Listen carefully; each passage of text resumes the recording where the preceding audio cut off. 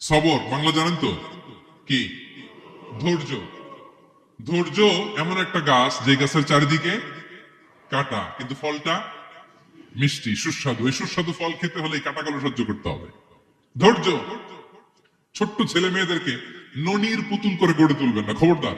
ওদেরকে কষ্ট সহিষ্ণু করে গড়ে তুলবেন। আপনি থাকতেই কষ্ট করা শেখান, তার জীবনটা স্মুথ হবে, তার ক্যারিয়ারটা ব্রাইট হবে, তার ভবিষ্যৎটা সুন্দর হবে। ছেলে মেয়েরা কিছু চাইলেই সাথে সাথে দিবেন না। অনেক বাবা মা আছে এত আদর করে, এত বেশি আহ্লাদ করে, যা চায় তাই দেয়, পরে হিতে বিপরীত হয়, ঠিক কিনা?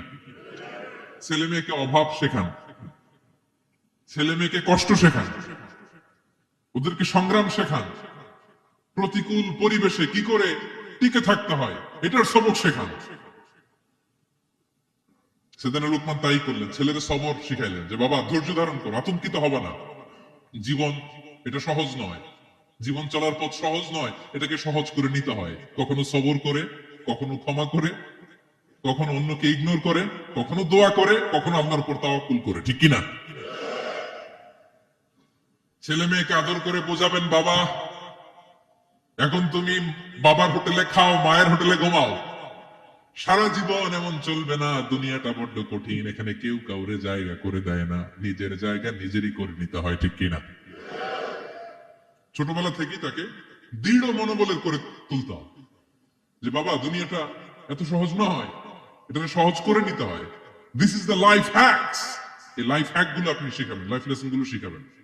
ধৈর্য ধরো, সৎ কাজের আদেশ দাও, মন্দ কাজের নিষেধ করো। এগুলো করতে গেলে একটু বাধা বিপত্তি আসবে, কিন্তু শেষ হাসিটা তুমিই হাসবে, ঠিক কিনা? বিজয় তোমারই হবে।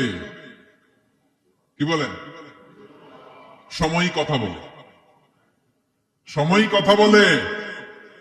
বিপদে ধৈর্য ধরো। বিশ্বনবী আল্লাহ বললেন, ওয়াসবির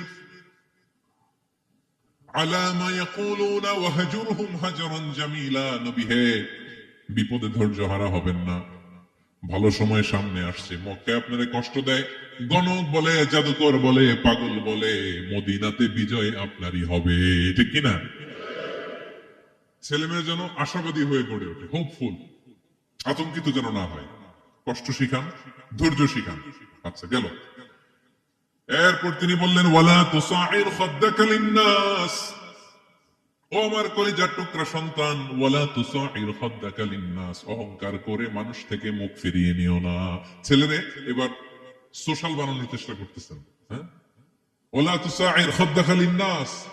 দেখেন একটার পর একটা, প্রথমে স্রষ্টারে চিনাইলেন, তাই না?